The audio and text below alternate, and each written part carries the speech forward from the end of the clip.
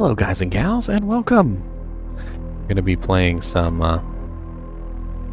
Perseverance Part 1. Perseverance Part 1 is made by a company called Titanite Games, and it's like a visual novel. I'm told, well, I looked at some of the reviews, and I tried not to spoil anything, but one of the things that was really cool was they said it was very similar to the Walking Dead Telltale Series. So if you enjoyed the Walking Dead Telltale Series, and welcome, you'll certainly enjoy this one. All right, so I sent out some tweets and a couple things, so hopefully there'll be some people in here watching.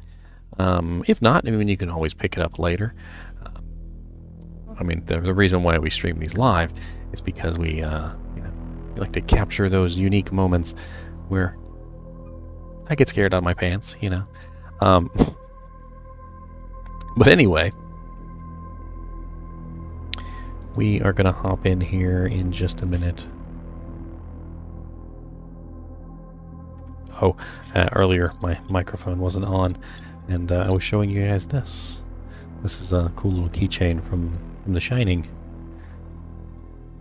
It says, "Come play with us since 1907. The Overlook Hotel, Sidewinder Co., room 237. Drop in any mailbox and we guarantee postage." All right.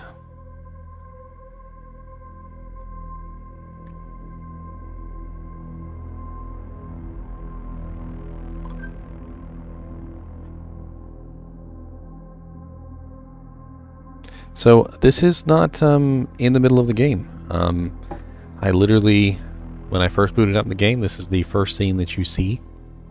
A very bloody woman, and she's just answering the phone with blood trickling down her hands. So we're about to find out what's going on. There has been a situation. An asset escaped from a research facility. We need you to retrieve her. Retrieve? I thought we'd disappear, people. What happened? You will be briefed in more detail shortly. We have our suspicions, but we need to gather more information. Have you finished your current assignment? Wrapping up, sir. Good. We are glad that your training pays off. I apologize if this ruins your holiday plans. I don't like this stillness anyway. It breaks my focus. I'm better off working. Good. Contact your source, pick up your gear, and go through the briefing. Get this over with as soon as possible. You are in for a drive. Am I supposed to bring her back alive? Not necessarily. Understood. Ooh, spooky.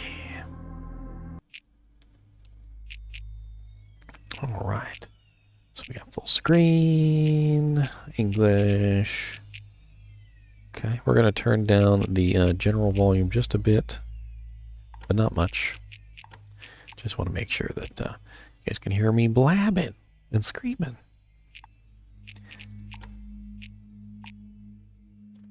Ooh, a little loading dagger. For Kate.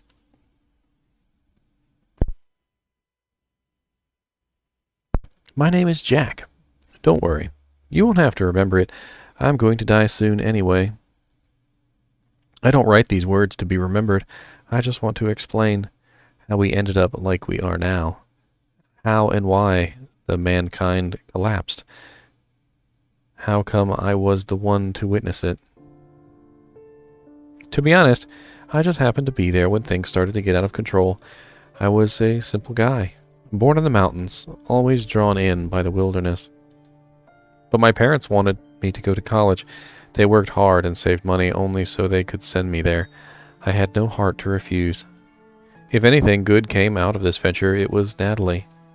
When I first saw her, I thought she was an angel, fallen down from the sky. We kissed. We made out. It was like heaven. But as soon as the world opened up before me, another force pulled me back to Earth. My father was diagnosed with a terminal case of cancer. I went back home, back to Grayville, a small town in the middle of nowhere. The one thing that kept this place alive was the nearby military base. Nobody really knew what happened down there, but everybody sure loved talking about it. They said that the military conducted human experiments, or that they kept a UFO, stuff that made kids go and watch, much to their parents' dismay. But I digress.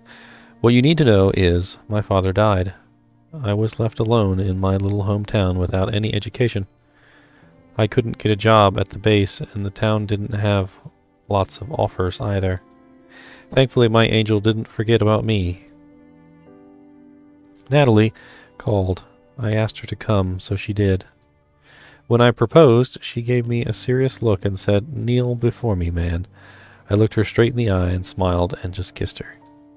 I promised I would never kneel before her and that I would always be there for her. I don't have to tell you that she accepted my proposal.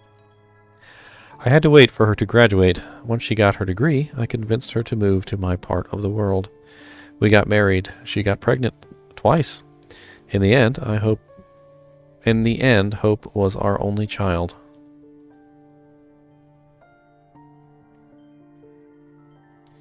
"10 years later, I found myself with another kind of angel. Natalie became the angel of death that wanted my manhood on a platter. Stupid as I was, I didn't care. I fought back.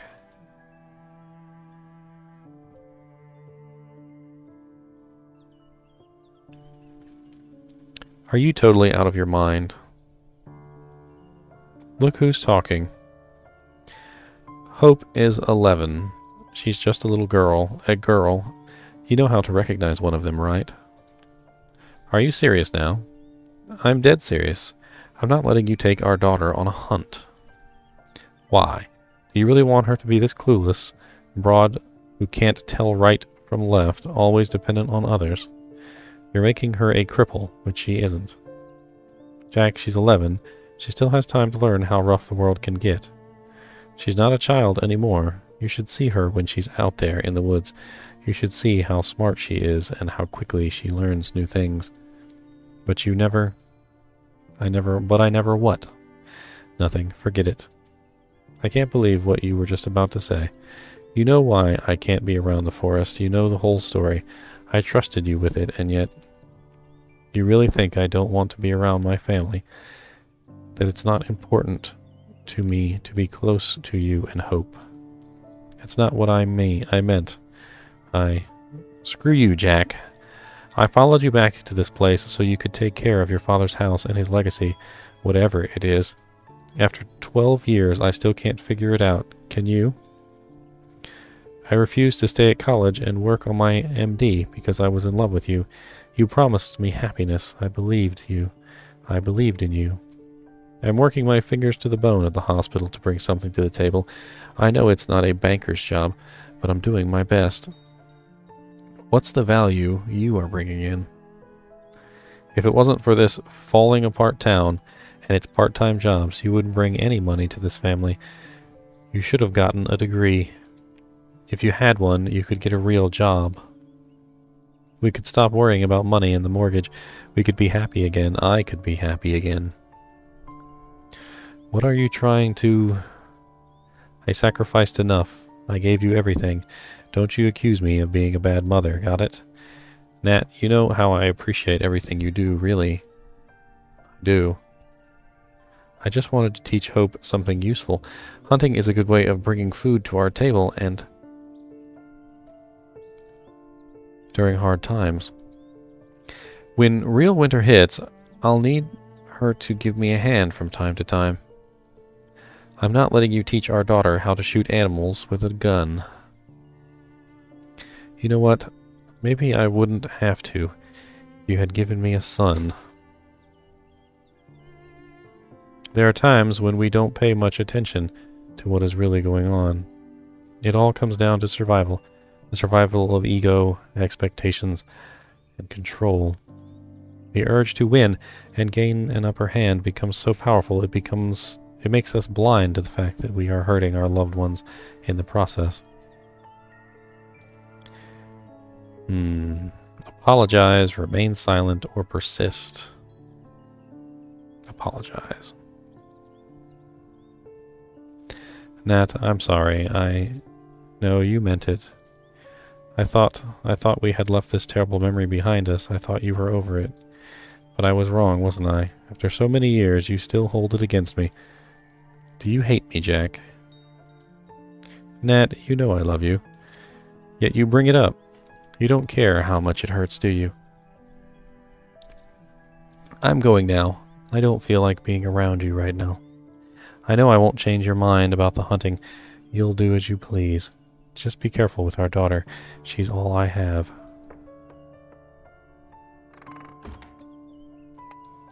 I shouldn't have been so rough with her. I probably should have gone by myself and never brought up the subject. Didn't expect it to become such a drama. Where are my car keys? I need to get moving. What am I going to say to Hope? I've already promised her. Hey there, Hope. What are you doing out there? Come inside. Was Mom crying? Mom doesn't feel very well, sweetie. We need to give her some time. It's not true. Why were you two yelling? Is it because I told Mom I didn't want to go hunting with you? You don't want to go? Why? Why didn't you tell me? We always have so much fun watching wild animals together, Dad. I just don't want to shoot them. I was afraid you'd get angry if I told you, so I told Mom. But now you two are fighting because of me. I wouldn't. Look, it's not your fault. If there's something you don't want to do, just tell me. I won't get angry, I promise. I'm sorry, Dad. It's fine. I hope there's nothing to be sorry for. What were you up to, anyway? You should have been back from school an hour ago. Nothing. Were you playing near the military base again? Hope? Yeah, but there were so many trucks, and I saw soldiers, and I told you that Murphy's base is not a place for children to hang around. Nobody knows what is down there. Maybe there are aliens from another planet who came to Earth to kidnap children. Yeah, and they can read your mind, and if they see you, they can replicate your body. Have you been watching scary movies with Mom again? Yes, no, well, kind of. Mom was watching alone, and I couldn't sleep, so I slipped in and watched with her. Invasion of the Body Snatchers is not a children's movie, won't you agree? Yeah, it was really scary.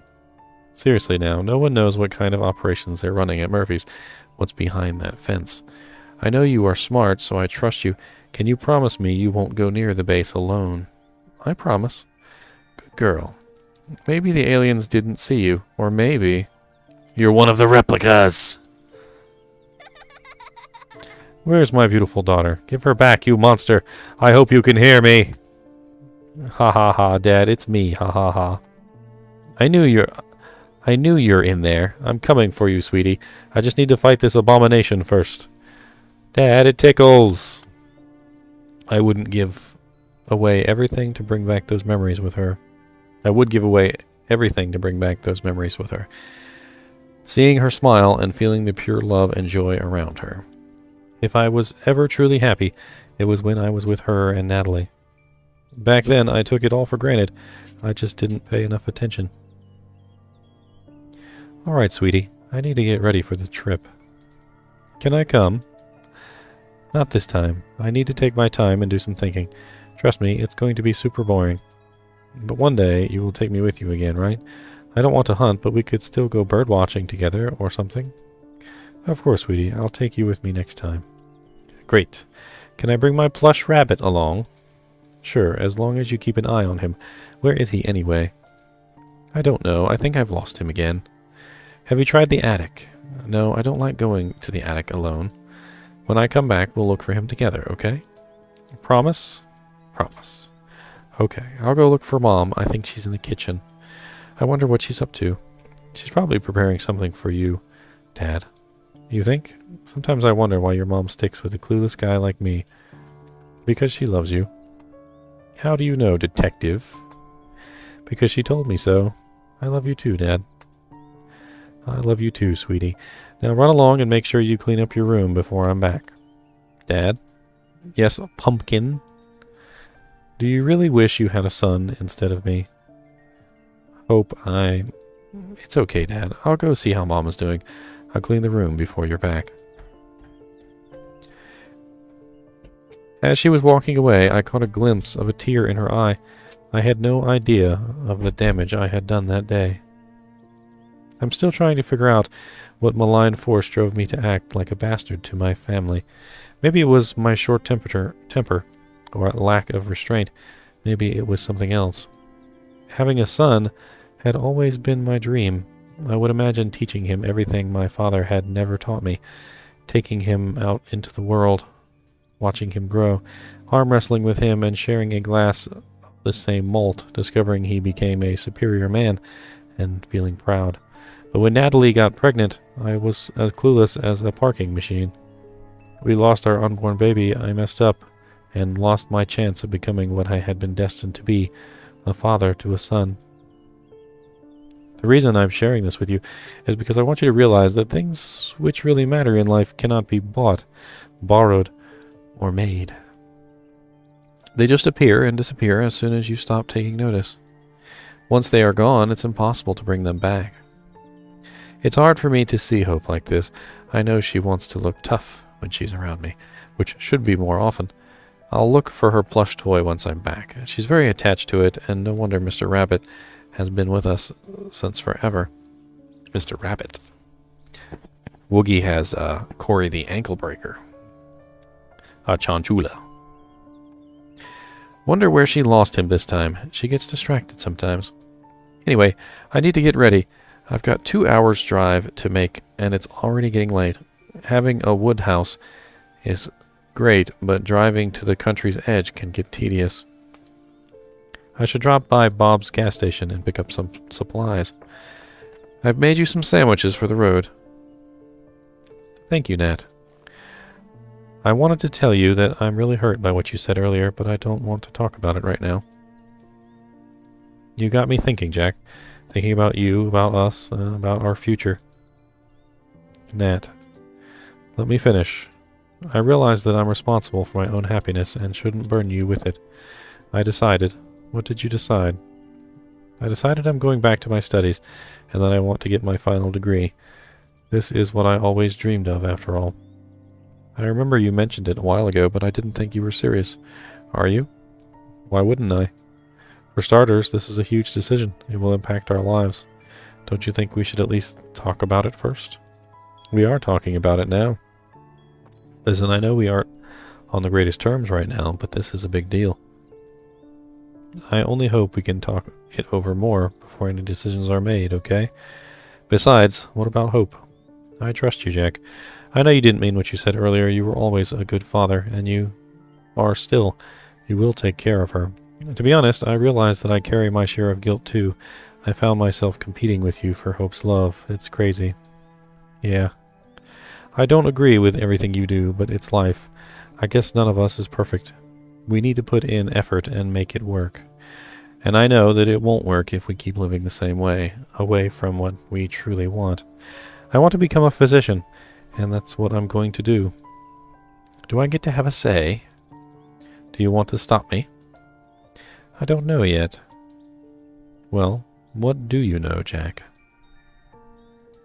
You were supposed to say, I know I love you. You know I do. Yeah, but sometimes it's nice to hear it from your husband. Makes you feel appreciated. Maybe you're right. Maybe I'm a bit frustrated right now. I feel stuck, you know. I understand. But I'm not changing my mind about getting a degree just like that. It's too important to me. We'll figure something out, Nat. We'll talk about it once you're back. I meant to ask you, is the Roadster working? Yeah, I fixed the suspension and the front tire. It should be fine. Last time it ran out of air. Bob came to the rescue, you know. Really? Our Bob? Well, ain't he a stand-up guy? It's not every day a girl gets rescued by a tall, muscular, handsome man. What's wrong? Are you jealous? Take it like a macho. Shrug it off. Confess your feelings. Whoa.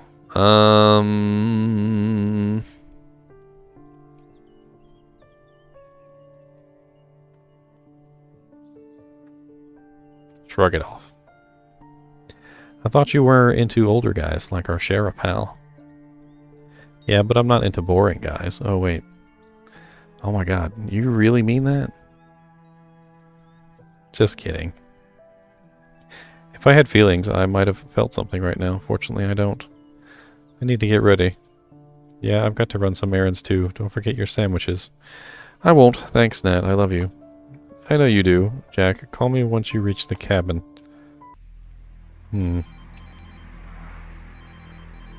It's the bloody woman again. Somewhere else.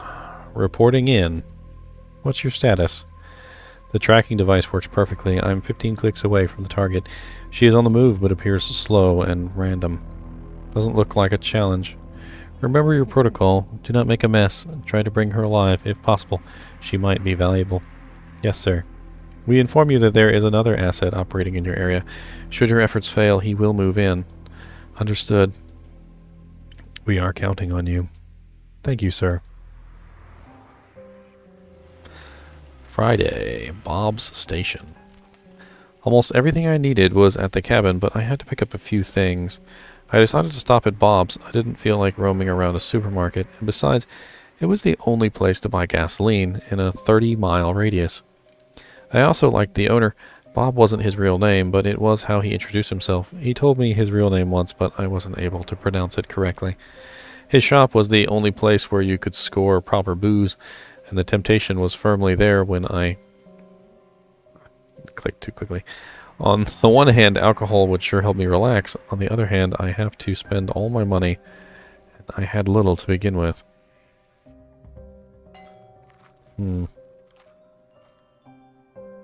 Hi, Bob. Jack, good to see a familiar face. Like you see any other faces in here. You'd be surprised. I doubt I've ever seen as many new people as during the last 2 weeks. How come? Beats me. Ever since they built that highway, there was almost no traffic around here, especially at this time of the year. But hey, who am I to complain? The more customers, the more money comes in. Anyway, what brings you here? Off for a trip? Yep, I feel like I need some time off. Where's Hope? Isn't she coming with you? No, not this time. That's a first. I thought you were trying to teach her survival skills. She seemed into it. I still do. It's just, well, I had a big fight with Natalie over it. Do you want to talk about it? Natalie gave me a lecture about kids and responsibility. She said Hope didn't want to learn about hunting. It turned out to be true. Hope admitted it. I don't know what to think of all this yet. Sometimes I feel like the worst father in the universe. I must admit, I see where they're coming from. Shooting prey wouldn't be my cup of tea either. What, you too? Guess that makes me the last barbarian in town. I like animals. They are living beings like us. Instead of killing, I would rather protect them and admire their beauty. You know, I wanted to become a vet once. It didn't work out, though.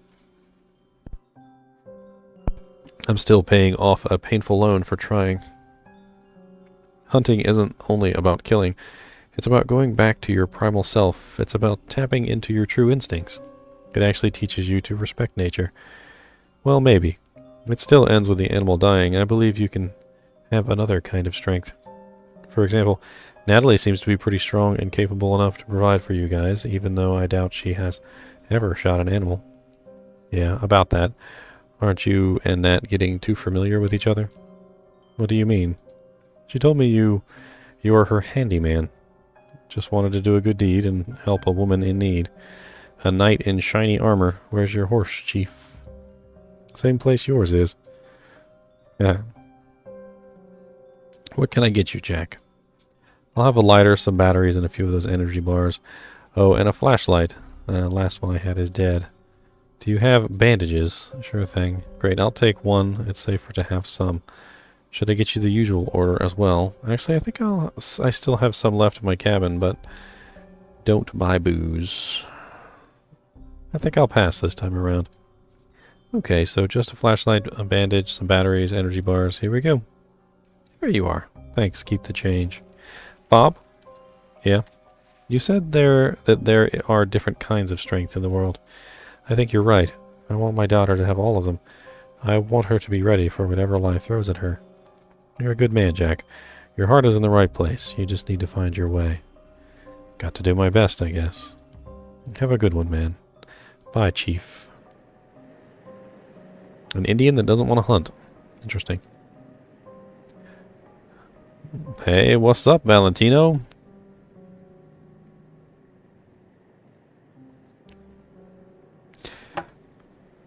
I had everything I needed.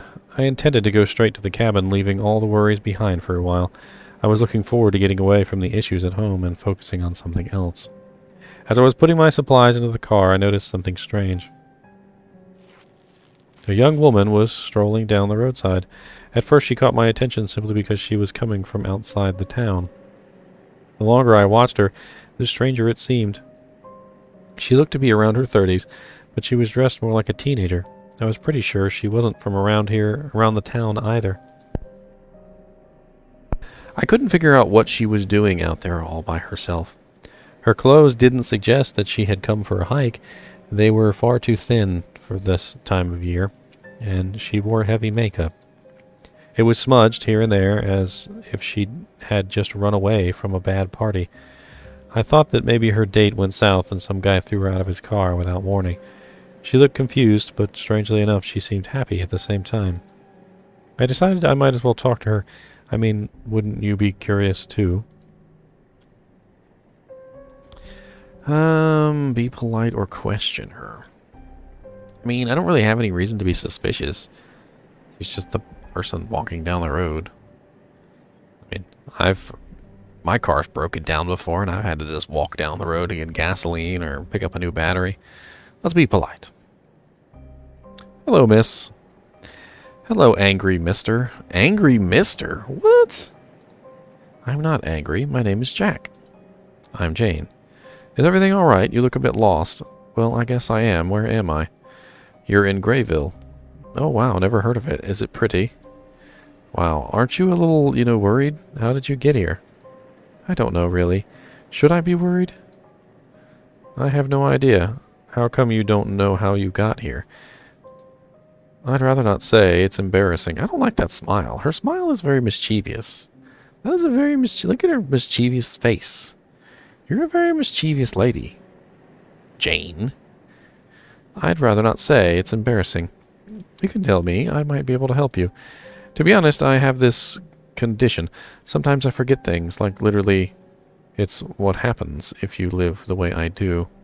Which is, I don't make much waitressing, so sometimes I volunteer to take part in a test. Do you know what a test is? Not really. You know when a pharmaceutical company wants to introduce a new drug to the market, or a bunch of shrinks want to take a look into your subconscious, you sign some papers, swallow some pills, get examined, and get paid. Simple. Unless you die in the process. Or you get invited to a random location where they put you with some other people in an unusual situation, then they observe your behavior in the group and file some papers. I'm basically a part-time lab rat. It still doesn't explain how you got here. I walked for the past couple of miles. Some random guy picked me up and dropped me here. And prior to that, I guess I was taking part in a test. I think it got to do something with food. What was it about? I told you I don't remember. Besides, you're asking way too many questions, Jack. Is there someone we could call and ask to pick you up? That's another question. I guess we could call Jeff, but I doubt he would pick me up. Who's Jeff? My cat. Okay. It seems that you are doing fine. I'm hungry. I'll be going now. Wait. There is one thing you could help me with. Yes? I am a little cold.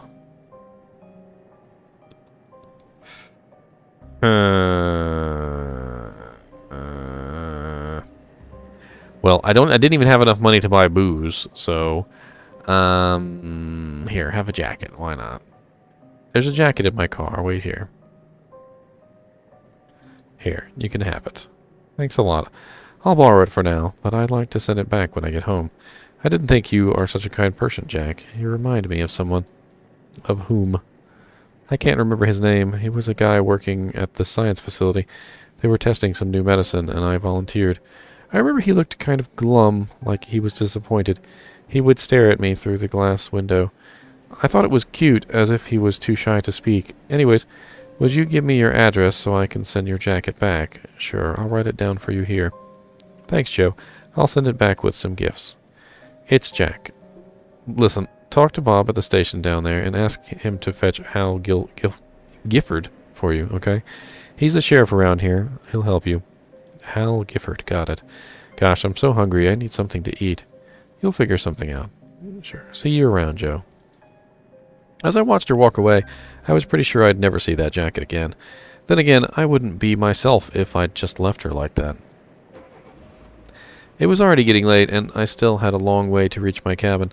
As I wasn't a big fan of driving after dark, I decided not to waste any more time. With my favorite band on the speakers, I turned on the engine and hit the road.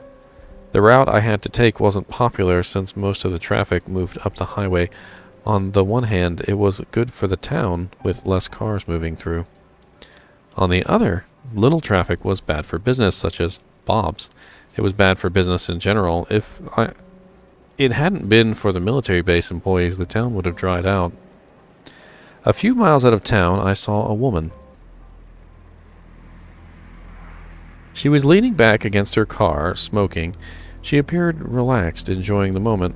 Seeing her in the middle of nowhere, chilling, gave me a funny feeling. She seemed to be okay with being by herself. I thought I could use company like that.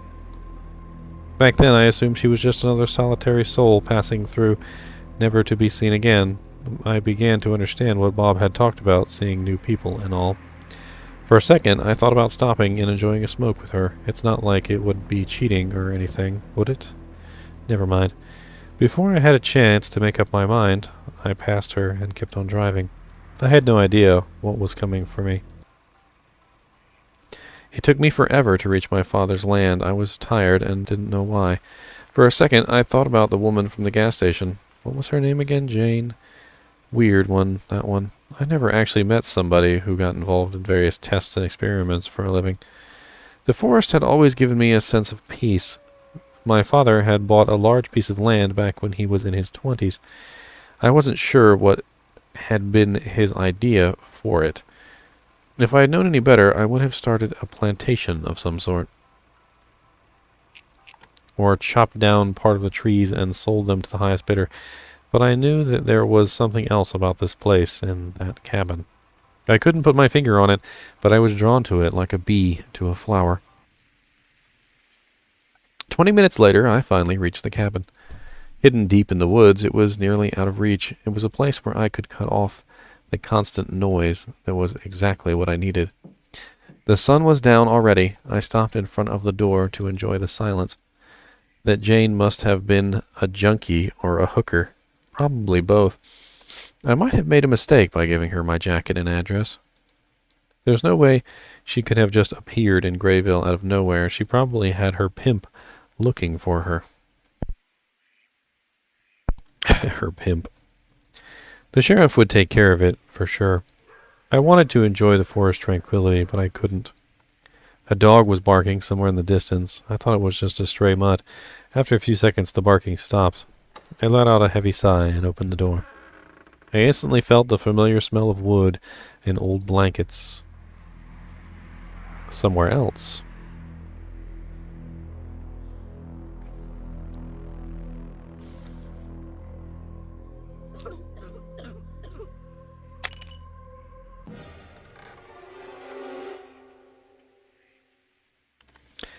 Oh, Friday, inside the cabin. Well, just chop your wood right inside the building. You know, convenient. You don't go outside to chop it. First thing I did was find some matches and build a fire.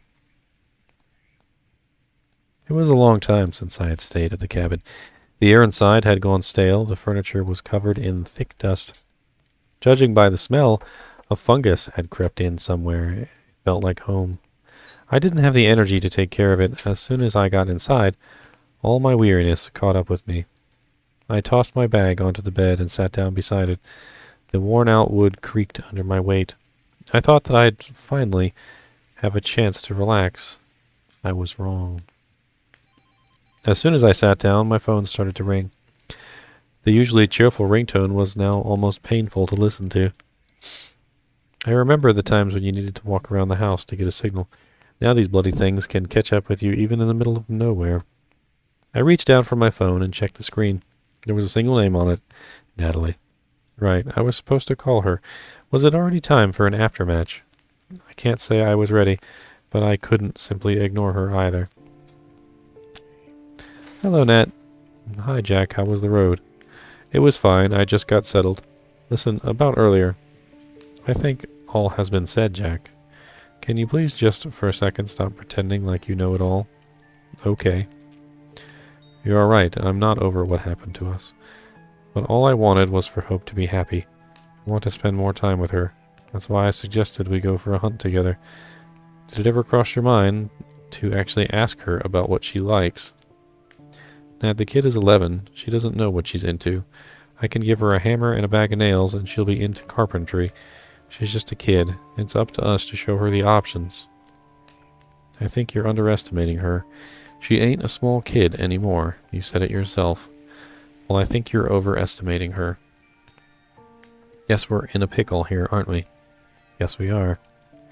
I can't stay mad at you, Jack, even if you hurt me to the core. I'll make it up to you, Nat. Anyways, the hospital just called. Apparently they got some hard junkie case over there. I need to take a nighter and put Hope to sleep early. Is she going to be okay? Yeah, don't worry. I asked Hal to check on her later. He said it's fine. When Hope's out, she's out for good. Speaking of the little devil, she wants to talk to you. Hold on. Hi, Dad. Hi, sweetie. Mom said there was something on your mind. Yes, I was thinking very hard about the hunting, and I came up with a great idea. Listen, I'm all ears. What if instead of shooting the animals, we catch them? We could later bring them home and tame them in the backyard. I would take good care of them, and, Hope, sweetie. Sure, let's do it. That's a great idea, Hope. It was an awful lie, but I know hearing how proud she was of her idea, I simply couldn't bring myself to break it to her. Sadly, I'd always been a poor liar. You don't sound convincing, Dad. Well, you see, we just can't tame wild animals. They're much happier in the wild, but that's where they belong. Then maybe we could at least get a dog? I always wanted one. A dog can protect me and Mom if something scary happens, and he can be my best friend. Hope, we've talked about it already. A dog is a huge responsibility, and with me and Mom working, we wouldn't be able to take care of it properly. I could take care of it myself. Maybe this way Mom could come on a trip with us. She wouldn't be so scared of the forest if there was a big dog next to her, right? We'll talk about it when I get back. But Dad... Anyway, I heard you'll be staying alone tonight. No scary movies, okay? Okay, nothing scary, I promise. Don't tell Mom, but I'll be watching Princess Dragon. Princess Dragon? Aren't you a bit too old for a fairy tale? It's my favorite movie. How do you know it's a fairy tale if you've never seen it? Well, I asked you to watch it with me once, remember? You never did. We only do things you want to do. Ooh, look at her face. She's so grumpy. I'm sorry. I've been busy, okay? Yeah, because you're always sitting in your shed with your monster car, or you're out somewhere far without me. Have fun by yourself, Dad. She hung up on me. That was a first. It wasn't a proper way to act for a child. I realized that I'd never noticed how quickly she became like her mother. She was all Natalie, all right. For a moment, I just sat there staring blankly at the screen of my phone. As soon as I had nothing to really focus on, all the thoughts I've been trying to suppress throughout the day started to come up. Thoughts about Natalie, thoughts about Hope, too scared to tell me that she didn't want to spend time with me the way I thought she wanted. Tears in her eyes when she asked if I would rather have a son, and the discussion we just had. I knew I would need to face these things eventually. Back then I just wanted to rest. Was that too much to ask for? With a heavy heart I got up and started searching for my loyal companion. I found her lying behind the bed waiting for me. My beloved gold and blended whiskey in a bottle. If I had known that so many thoughts would catch up with me, I would have bought an extra one when Bob had suggested so. The bottle felt heavy in my hand, full of golden liquid. I looked down on the label only to notice something unexpected. Hey, old man, isn't this your favorite brand?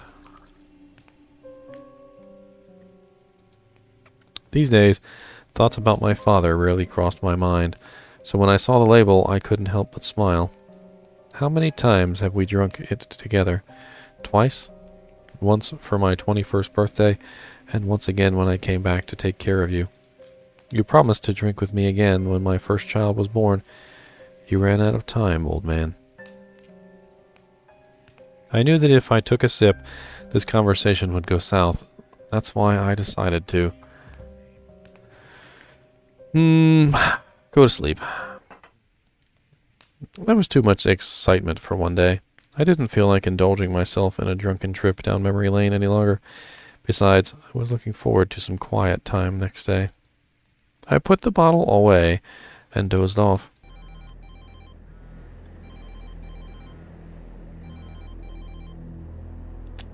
Reporting in. What's the status? She's on the move again. I found her tracking device. It looks like she ripped it away with her own teeth. I've spoken with a guy who saw her at the local gas station.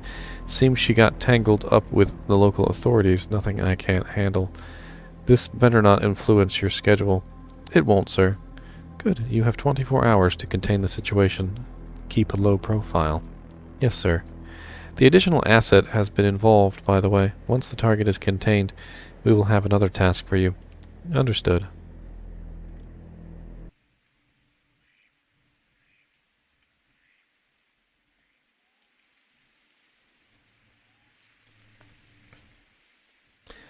That night, I slept like a baby. To my own surprise, I woke up fresh and energetic, which is rarely the case. It didn't take me long to realize why when I looked out the window and noticed the sun was already high.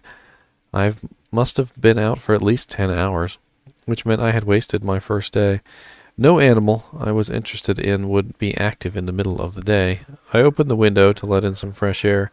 A cool breeze carried the smell of pine cones and wet moss, stirred a feeling of nostalgia. However, I couldn't dwell on it for long. I heard the barking again. The dog had to still be out there somewhere. What's wrong with this mutt? I closed the window, but it got me thinking, why would a dog still be out there? I decided to check it out. Leaving it like this could be dangerous, especially if the dog was aggressive. Stumbling upon it during a hunt could end badly. I grabbed a pocket knife from the shelf and my bag with Natalie's sandwiches. The stuff I had bought at the gas station was still inside. I took my rifle too. If the dog had rabies or some other disease, it would fall on me to do something about it. Armed, I left the cabin. I have a feeling things are going to go really bad really quick.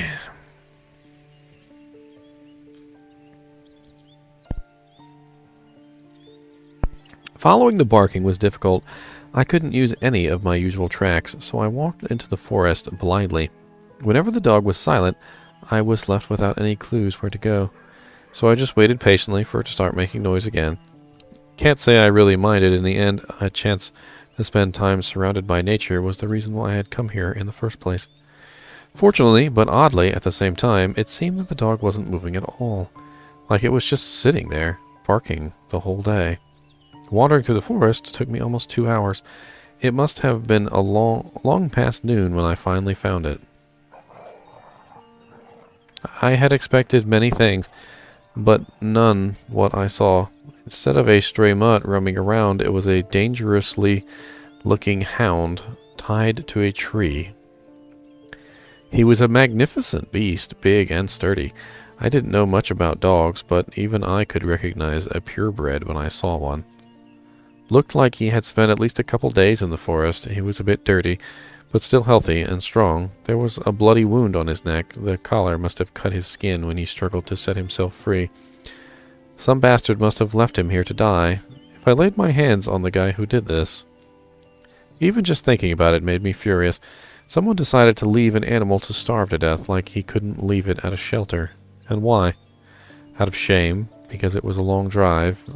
These were all trivial. Yet there we both were. Hey there, buddy. Got some scrawling's teeth there, sir. I'm gonna have to kindly ask you, doggy, to put the teeth away. Okay, put the teeth away. Hey there, buddy. That's not putting the teeth away. That's bringing them out. Okay, you gotta put them away.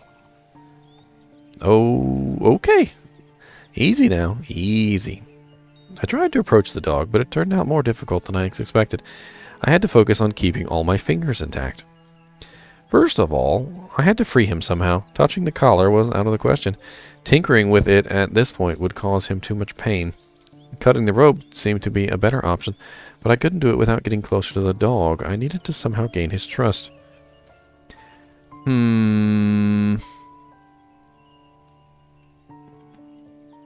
Head on or from the side? I mean, it doesn't matter which way you approach the dog. He's just going to turn and try and bite you. Head on sounds good.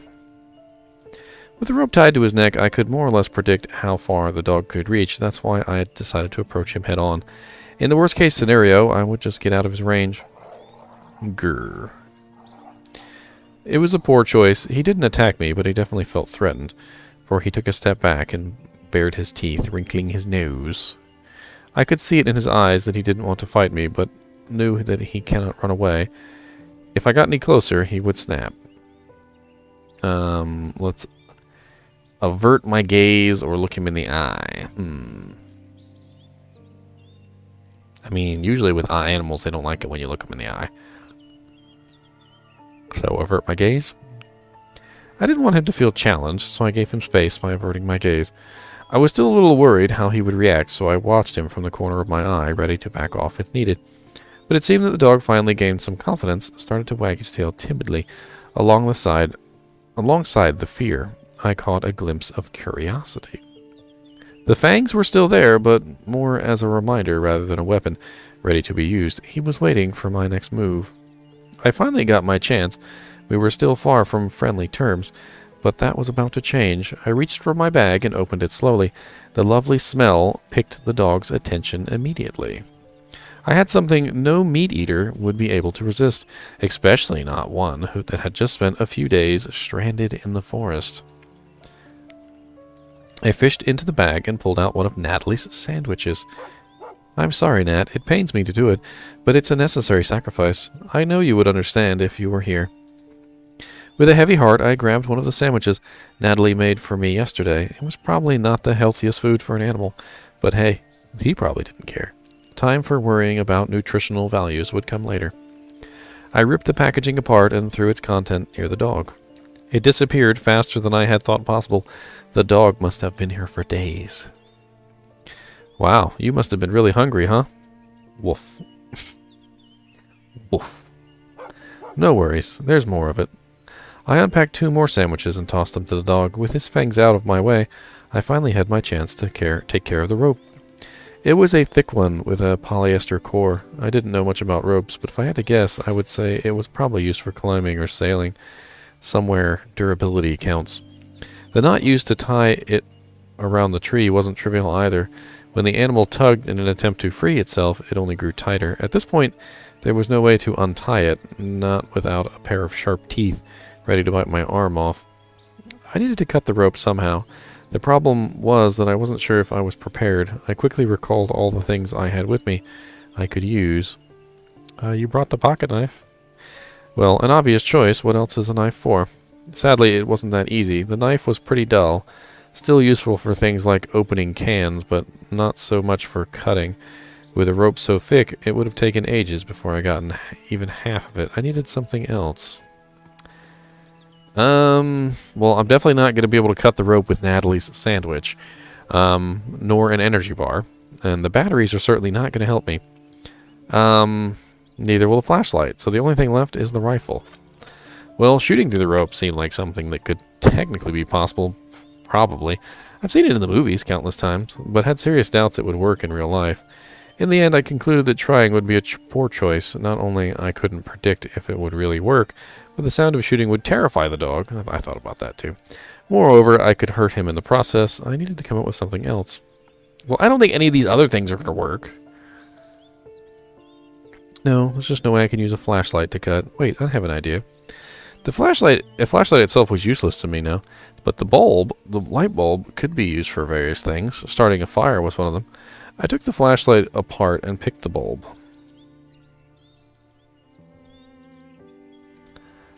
I intended to use the batteries I bought at the station in the flashlight, but so far I had neither the chance nor the need to. I took one out of the packaging. I had all the things I needed now. Was the time to set my plan in motion. Using the pocket knife, I broke the light bulb, exposed the tungsten filament, then placed it under the rope and carefully touched the base of the bulb with the battery. The filament lit up immediately, and the heat allowed me to melt the cover of the rope, which made cutting it much easier. As I was cutting the rope with my knife, I kept watching the dog. He sat there and was growling from time to time. I knew that he would attack if he sensed hesitation or fear. Dogs respond to emotions. I focused on the rope and tried not to think about him snapping at me. It took me a couple of minutes, but eventually the dog was free. Hey, buddy. Your prison time is over. Woof. Woof, woof, woof. What do you want to do now that you have much choice? Sorry, mate, but you look like a typical lapdog. Staying here is out of the question. Plus, your neck looks pretty bad. Someone should take care of it. Perhaps I know a guy, but I need you to come with me back to my cabin. It's an hour's walk from here. So what do you think? Are you up for a stroll? Rough. I'll take that as a yes. It probably wasn't a yes. The dog was still wary and rather hesitant to follow me. No wonder it was impossible to tell how long he had been tied to that tree. Thankfully, the last of the sandwiches did the trick.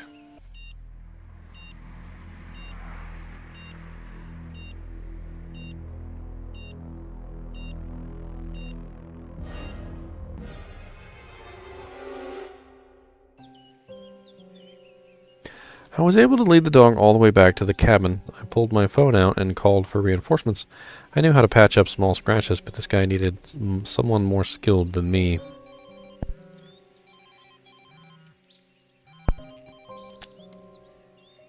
Hi, veterinarian boy. Hi, Jack. You remember you must have been good with the ladies. Yeah, sure. I need your help. You know a thing or two about treating animals, right? Yeah, a thing or two. Why? You had a change of heart about shooting animals? No, I still hold my point. But I found a dog tied to a tree. Some bastard left him there to die. He's in bad shape. Did you beat up the guy? No, but I would have if I had the chance. Anyway, the dog needs your attention. Wow, I mean, it's awful. Let me just grab my gear and I'll be right there. Are you going to leave your store unattended? Yeah, 2 hours won't hurt me. I've earned the weekend's money already. The troops that arrived recently at Murphy's base left a lot of cash. Alright. Thanks, man. See you soon. Doggo! Bob came earlier than I expected. My guess was he had been speeding all the way. Hey, Jack. Where's the patient? You don't waste time, do you? Over there. It took some convincing to get the dog to walk through the door, but in the end, a prospect of a warm place to rest won him over. Bob approached the animal slowly. He clicked his tongue to get the dog's attention, then extended his hand so the dog could smell it. Unlike me, he seemed to know exactly what to do. Bob reached down to remove the collar. I wondered if he would be able to keep his hands intact. Fortunately, he was. Not only that, he also managed to clean the wound, even though the dog clearly wasn't happy about it. The animal began growling and leaning away, but the fearless man grabbed him firmly. The dog calmed down. Although I wouldn't openly admit it, I was impressed.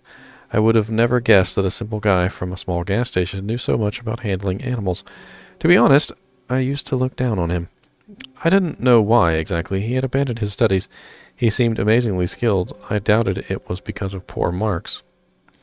Alright, I did as much as I could. The wound isn't actually that bad. His neck is swollen, and there was some bleeding, but the cut wasn't deep, and he's a tough little fellow.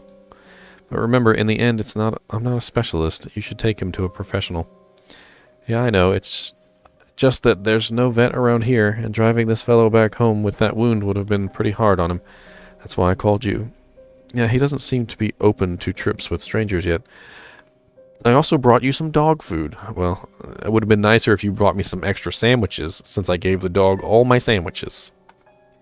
Don't give him too much at once. If he didn't eat for a few days, he might not digest it properly. Anyway, what will you do with him? I don't know yet. When I found him, I just had to help him. I didn't have much time to think about what to do with him later. I don't feel like giving him away to a shelter. Maybe you could take him. He seems to trust you. I would love to have a dog, but you know fully well that I can't, Jack. Don't tempt me. Why not? You seem to be doing pretty well these days, and... No, just no. You don't know how serious my debts are.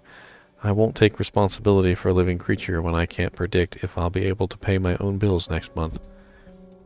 How a young guy like you got into such debts. Well, long story short, back when I was still studying, me and my brother took over our father's company. It was in pretty bad shape, but we were sure we could restore it and start making money again. I even dropped out of college to have enough time to make it work. It didn't work out. The amount of work overwhelmed us both. But we didn't want to give up. We were stubborn people, me and my brother. Eventually we went to a bank for a loan. That's how we ended up in debt. At one point, my brother decided if it was all my fault, that I hadn't done enough, that I was slacking. He accused me of all his bad decisions. I snapped and left. I've taken his gun with me. A few months later, I ended up here.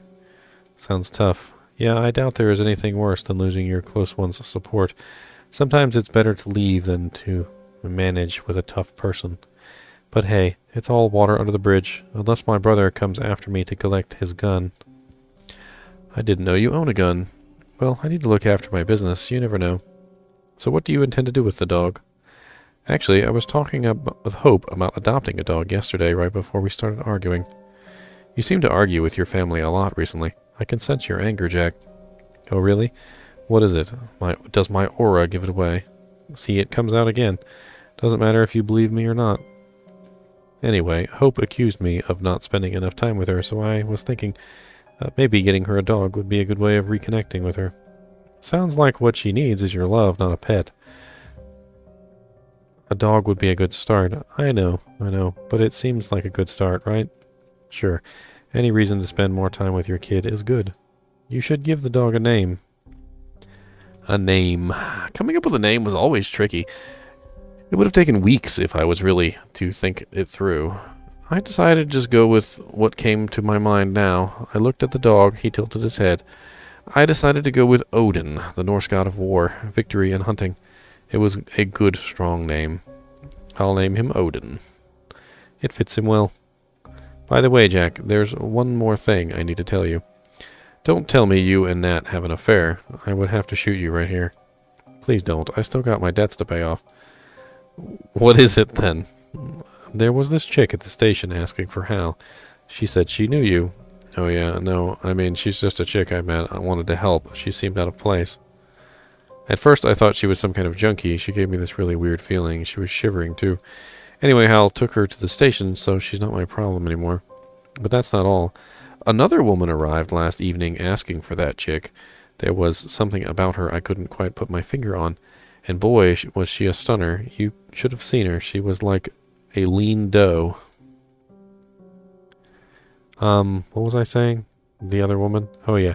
She asked about the military base. I thought she might be a spook or something. A spook? You've been watching too many action flicks, Chief. I'm telling you, man, something's going down. So many new soldiers arrived yesterday. Now this woman. There was also a guy with a briefcase this morning, and he... Hold up, Bob. You are getting carried away. It's just another weekend in town, only with some outsiders traveling through. Yeah, you are probably right. I better head back. I got a business to run. See you later, Chief. When Bob left, I approached Odin. I decided to try Bob's trick to see if I could get a similar result. I clicked my tongue and extended my hand. At first, the dog just sniffed my palm, reluctant to do anything more, but after a brief moment of hesitation, he licked my fingers. I took it as a good sign. It was a start. So does this mean we're friends now? Woof. I scratched his back, causing a lot of tail wagging. It was just as I'd thought. He was a lapdog. His previous aggression must have been caused by a mix of fear and pain. As I patted him on his head, he was nothing more but a giant pet. A pet with a jaw full of fangs and enough biting force to take your hand off. Still a pet. Hope would love him for sure. Funny that. I came here to escape from all the tension with Natalie, but thanks to my new friend, I wanted to go back. I wanted to see the surprise on her face. I wanted to see how happy Hope would be, and how Natalie, unsure at first, would change her mind as soon as she saw them playing together. I knew it wouldn't resolve all our issues, that I would still need to face my shortcomings. The dog gave me a starting point. I knew what to do, and had the confidence to do it. It didn't take Odin long to start frolicking around. I was against I wasn't against the little wrestle playing, but knowing that the wound on his neck was still pretty fresh, I tried to do it as carefully as possible. Yet when nearly 30 kilos of deadly fluffiness jumped me, I got overturned in a moment. I was too afraid to grab the dog by the skin. Soon I regretted I hadn't done it, as our little play caused additional costs. I heard a loud crack near my right pocket. Okay, buddy, stop. That's enough. Grr roof. No, Odin. Enough. Sit. When I finally managed to get from under the dog, I reached into my pocket, only to find that my phone took the whole enterprise pretty badly. The screen was covered in cracks, the battery went loose, and the frame above the speaker was smashed. For a second, I thought I was done for. Fortunately, as soon as I put the battery back in, the phone came back to life. The case was cracked, but still usable. In the end, I decided to call it a night. It had been a long day. I planned on going for a hunt in the morning, so hitting bed early was crucial. Here she is again. Lort. Reporting in. This is not a scheduled call, Agent. The woman got away. No one told me what to expect of her. She attacked several people at the hospital. I saw her. Calm down, Agent. This wasn't in the briefing. The girl basically bit her way out of the hospital and jumped off a third-story window. She was like mad. I've never seen anything like that. And others. The locals are shocked. Sheriff wants to organize a manhunt. I've already seen soldiers from the military base moving around the town. The town will undergo a quarantine in a matter of 2 hours. This should make your second task easier, your briefing. Listen to me. If what she is carrying is infectious, your quarantine won't be able to contain it. People will die. I need to find her. Calm down, Agent. Focus on your second target and let us do our part. What about my extraction? You'll figure something out. Your task is to secure the scientist and get him out alive. And the second asset, he is none of your concern. Find the scientist, get him out alive, and bring him to us. Do not fail this time. We would be very sorry to see you go. Ooh. Some sort of infectious disease? Man, the story is shaping up, isn't it? Like, okay, so the girl that he met at the gas station has an infectious disease, and or some type of disease, at least I think. And he had direct contact with her, so which means our main character is probably sick. It was dark outside when I woke up. Odin was sleeping on the carpet near the fireplace. I rubbed my eyes and reached down for the phone to check the time. Weird. Seems the battery is dead.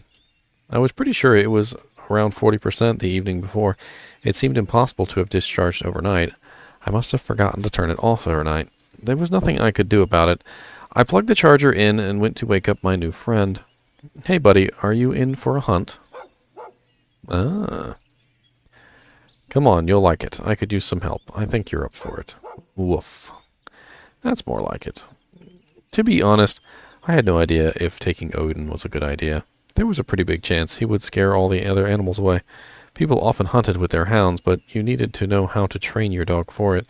Worst case scenario, we could just have a nice stroll around the forest. I took out my pocket knife, my rifle, and a piece of bandage with me. I wanted to be prepared better than the day before. I knew the area surrounding the cabin pretty well. I had a general idea where deers tended to roam, even if I wouldn't shoot any. It was already great to spot one. That's what I had tried to communicate to Bob. It's not about the shot, it's about the hunt. We were walking quietly for a half an hour. I was thinking about the guy who had left Odin. I had no respect for such a person. I remembered the rope. It must have belonged to a climber or somebody working with boats. The bastard.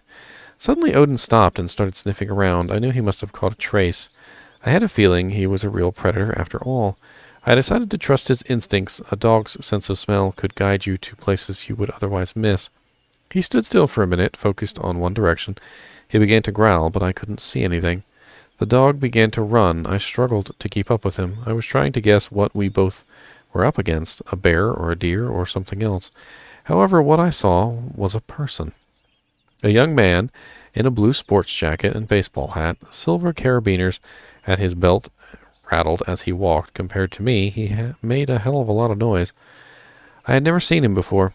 What I did recognize, though, was the place we were in, the same place where I found Odin the day before.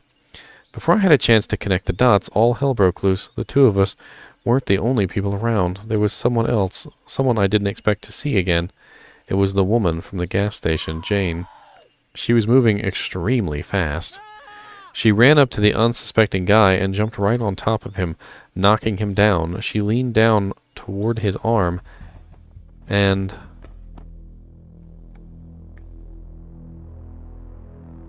that's when the screaming started. At first, I couldn't really comprehend what was going on. My mind tried to come up with some kind of explanation. Maybe they were just fooling around. Maybe it was some stupid charade. Maybe I was daydreaming. It took some time before the reality of what happened hit me fully. I would never forget that sight. Jane bit a part of the guy's arm out and swallowed it. I saw her face. She was covered in blood when she bent down again to sink her teeth into the guy's throat. It was no longer a human face. Well, that was the guy that left the dog for like 3 days. I'm not worried about him. She was devouring a living person. Can you imagine it? The guy was screaming in pain. He was trying to push her off, but didn't have enough strength. When she reached for the neck, it was already too late for him. Soon the screaming was replaced by gargling and gnawing. I couldn't move. I was paralyzed with fear. Odin reacted first. He lunged at Jane, clenching his jaws on her hand. Oh no! I don't know where her strength came from, but she tore the dog's jaws open and threw him away, as if he were a paper doll. That's when she noticed me. Even though there was more than 20 meters between us, I could see her eyes. They weren't human anymore. She wasn't human. She was something else. There was nothing in her face besides a primal rage. It was ancient fury of a wild beast in its most basic form. She lunged right at me. Her moves were quick and determined. She caught up with me before I had any time to think. Moments like this make you act on your instincts. I never gave it a conscious thought. I raised my white rifle. My body acted on its own, recognizing the familiar motion. I aimed and took one shot. For a split second, my mind became crystal clear. I wasn't sure if it would make any difference. I breathed out and awaited the sentence. It was enough. I shot her right in the chest and through her lung. She was squirming on the grass, whimpering as her breath grew desperate and her moves sluggish. She started crying. When I shot animals, I always made sure they didn't suffer. If my shot missed its mark, I shot again. But this was different. I stood above a young woman crying from pain, a woman who tried to eat a man alive a few seconds prior, a woman who I had met 2 days earlier. What was I supposed to do? Ooh, okay, she's a zombie, alright? So, you know, this isn't a normal situation. She's a zombie. I don't want her coming back. Of course, I gotta shoot the other guy too, but because he's probably gonna come back. Now, he got bit.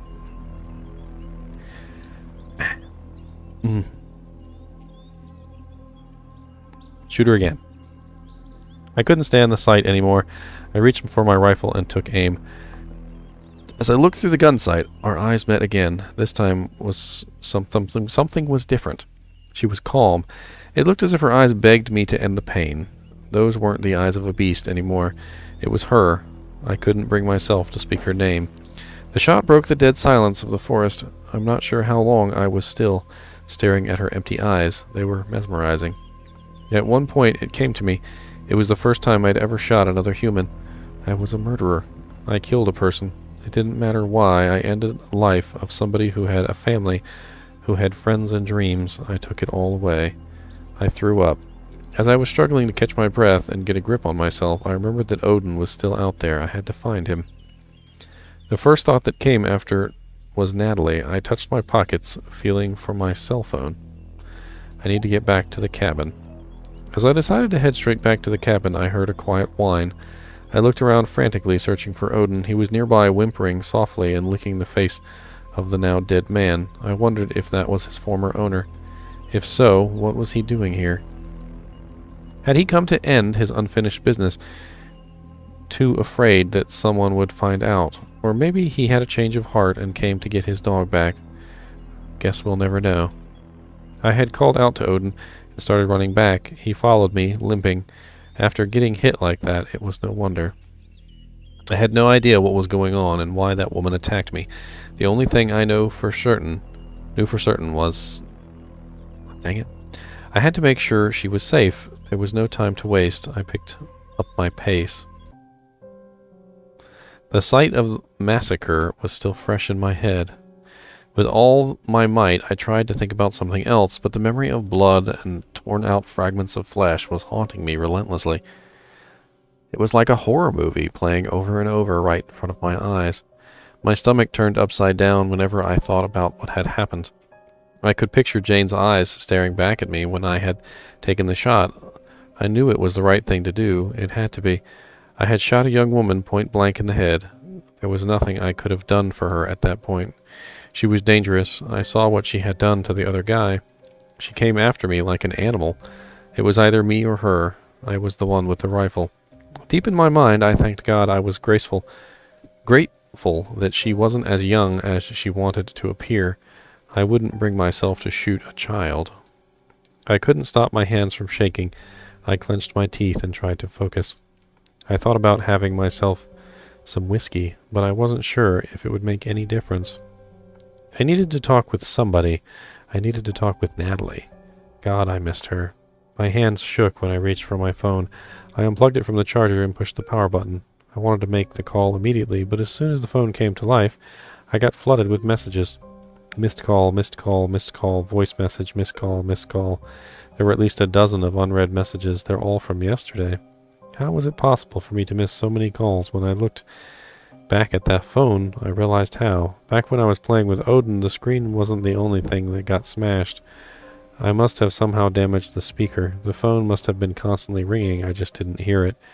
That would also explain why it was discharged in the morning. But who was calling me so many times and why? I needed to hear the voicemails, but the speaker wasn't working. I did the silliest thing that came to my mind. I punched the thing, and you know what? It worked. I quickly connected with my voicemail. You have 4 new messages. First new message. Message recorded on Saturday, 11:48 p.m. Jack, please pick up the phone. The junkie they brought in yesterday, she snapped. I mean, God. She attacked some of the staff.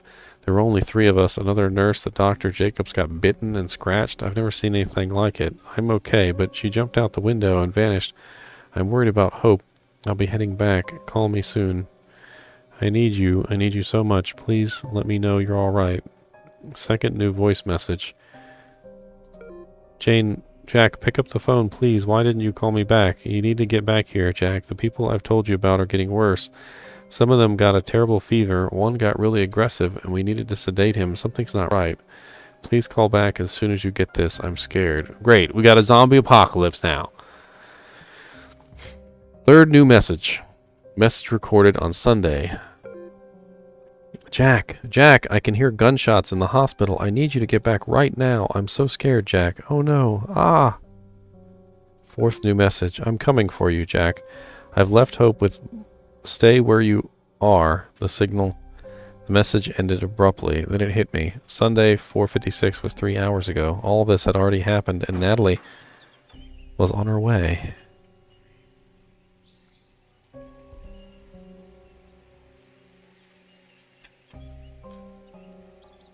Okay.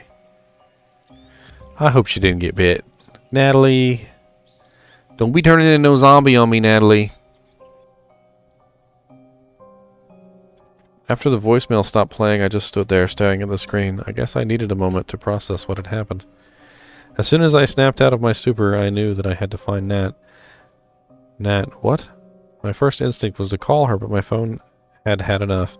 The goddamn machine broke completely. The screen went black, and it wouldn't respond to me pressing the keys. Odin seemed to sense my distress. He came closer, woofing. Do you want to help me, buddy? I had little choice. I took Odin and went off. I knew that Natalie had been coming for me, and I knew the route she must have taken. It was a long road, but I had no other means of finding her. With the dog at my side, I clung to what little hope I had left. I scarcely remember getting into the car and setting off. Sweat trickled down my back the entire way. I wasn't speeding only because I was worried I might miss her. Eventually, I found our roadster crashed beside the road. I parked there and went out. Natalie was nowhere to be seen. My heart skipped a beat as I scanned the surroundings. My thoughts scrambled. I couldn't bear the thought of that the last memory Natalie would have of me would be that of an absent jerk. That our argument would be the last time we saw each other. I had to find her. I had to find her and make things right. But for all my determination and effort, Odin was the one who found her. He darted off the road into the forest, and I followed. I didn't think much. It was an instinct. I guess I trusted him. It didn't take long. We didn't even move far from the car before I saw her stumbling between the trees. She didn't seem to recognize me. Her eyes were dazed, her skin dead pale. I didn't know what to do. She was wounded. I could see it. A piece of her shirt wrapped around her arm. I had left her again. I wasn't there when she needed me the most. What was I to tell her? Calm her. Nat. Jack, where are you, Jack?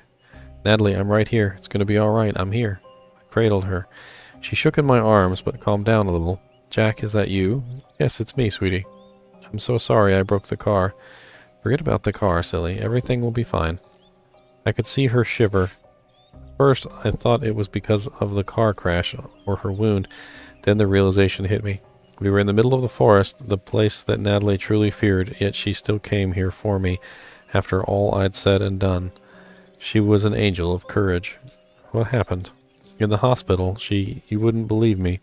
Try me. They brought in a young woman with strange symptoms, weak yet explosive. She had a bite mark on her forearm. We thought she might have... She said she was hungry, but she wouldn't touch any food. We put her on a drip. We didn't know how else to help her. One day later, Dr. Jacobs came to check up on her.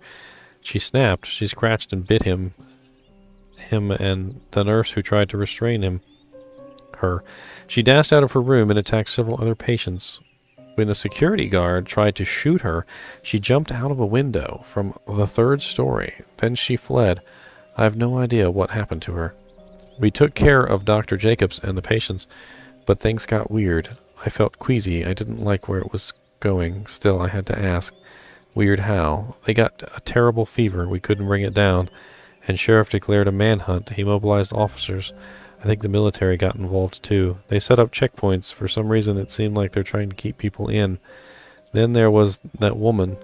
It's hard to say who she was. I swear to God, I was sure she was my coworker, but it turned out she wasn't. I don't know who she was. What about you? Are you hurt? I'm fine. I was worried about you. Why didn't you call me back? My throat clenched when I thought about what had happened in the morning, how Natalie's patient ended up. I shouldn't lie to Nat. There was already too much bad blood between us. She deserved my honesty. Then again, after all she went through, wouldn't it be even more cruel to tell her what had happened? I swallowed and decided to tell her everything. I told her how I found Odin and how he broke my phone. What came next was more difficult. I had to tell Nat what became of her patient, how I found her, and that she was too far gone to save her.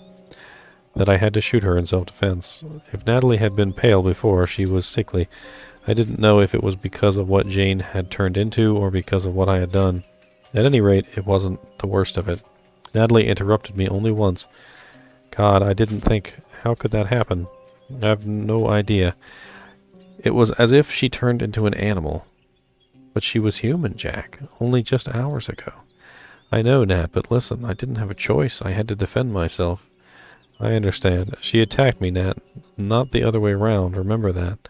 The worst part was what happened later. I had to confess to killing that woman. As if she had she was a morbid animal. I didn't try to sugar it. Yes, I had thought that it was mercy, but it was still a kill. I would never forget the look in Natalie's eyes. It haunts me to this day. The disbelief, the pain. Still, Nat was a strong woman. She hid her emotions quickly. We both had more important things to do than dwelling on the past. What happened with Hope? Is she still at home? God, no, I wouldn't leave her alone. I took her with me, but she was scared, and I thought I didn't know what happened to you. I was worried what we might find. So I dropped her at Bob's. He promised to take care of her, and I trust him. We're supposed to meet outside the town. Well, shoot me. For the moment back then, I felt relief. I thought that regardless of what happened to me and Nat, at least our daughter was safe. We didn't know anything. Well, Bob's dead. What the hell happened here? Whoa, whoa, whoa, whoa, whoa, whoa. Wait, wait, wait, what? No! I want some more.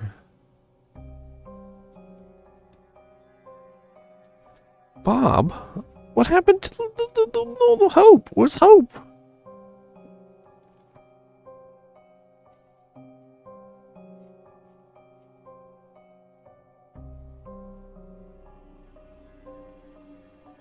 See, now I want to play part 2.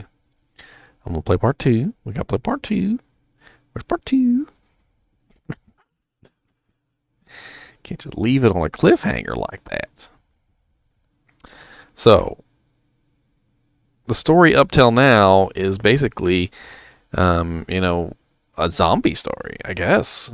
I mean, she may not have liked the fact that I finished off the Hope, what was her name, Jane, but I guarantee you Jane would have got back up and started eating everybody. And I'm still a little worried that the hiker, or the climber or whatever that was getting bit by Hope, Jane, isn't going to get back up and start eating everybody. I mean, she basically said in a nutshell that everybody in the hospital who got bit or scratched or whatever is now sick. And then they have a quarantine trying to keep everybody inside the city. And you got these little secret agents running around. And they're trying to get the scientist out. I'm guessing the scientist is the one that made this disease or illness. Man, part 2 is going to be lit. Like, part 1 laid the foundation, right? Got the foundation of everything. You got the story. You got all the kid. You got the Hope. You got Hope the kid. You got the Jack, and then you got the girl Natalie. And I'm really hoping that Natalie didn't get bit. All right, I'm hoping it's just a wound. She got cut or something. Because if she got bit, I'm gonna have to put her down, and that's just not gonna go well with Hope when she turns into a zombie and tries to eat me. Or maybe I can find a cure. I don't know. Maybe I can talk to the scientist and try and find a cure. But I get the feeling that things go really badly. They go really badly.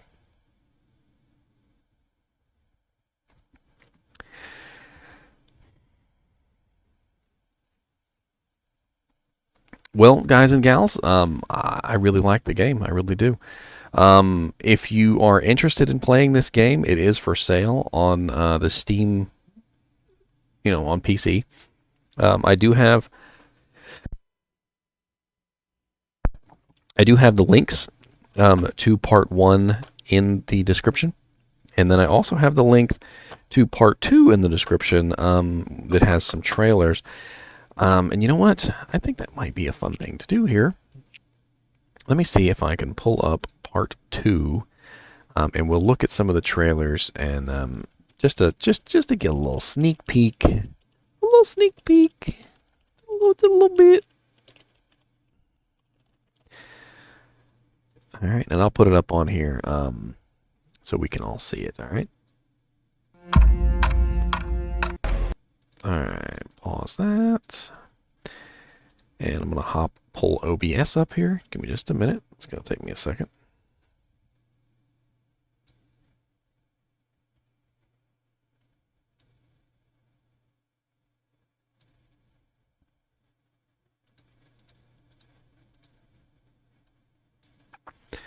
All right, here we go. And let's go ahead and maximize this. Bring up the sound.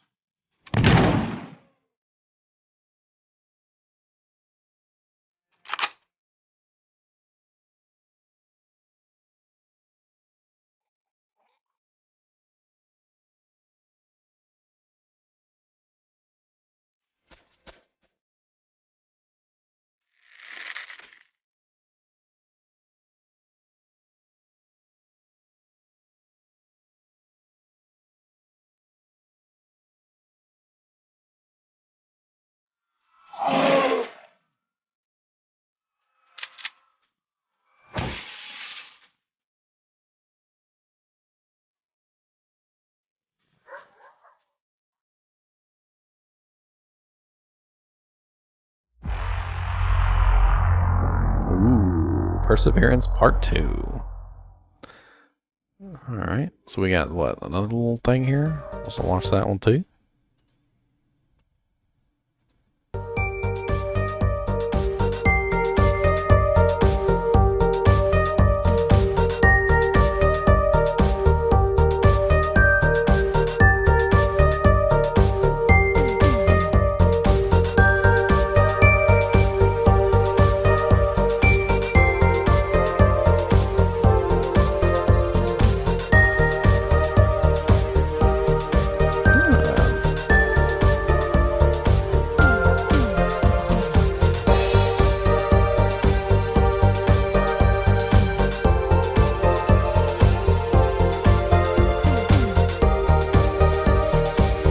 It's really cool.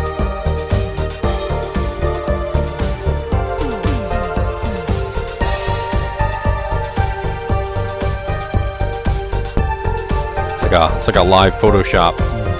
I used to play around with this stuff too when I was younger. Had fun making some art. Photoshop is a lot of work.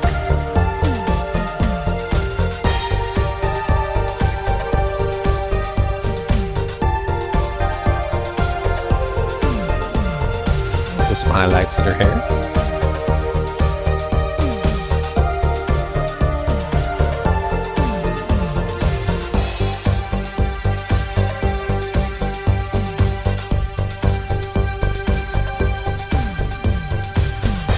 Yeah, that's pretty cool. A happy family photo is hard to find in an orphanage. Ooh. Got that giant going on there.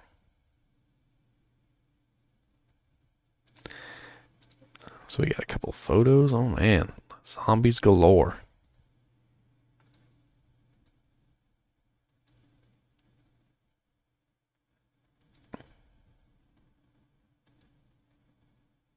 Yo, what's up with Bob? Bob, don't get that evil look off your face, Bob. Like, what? And who's that?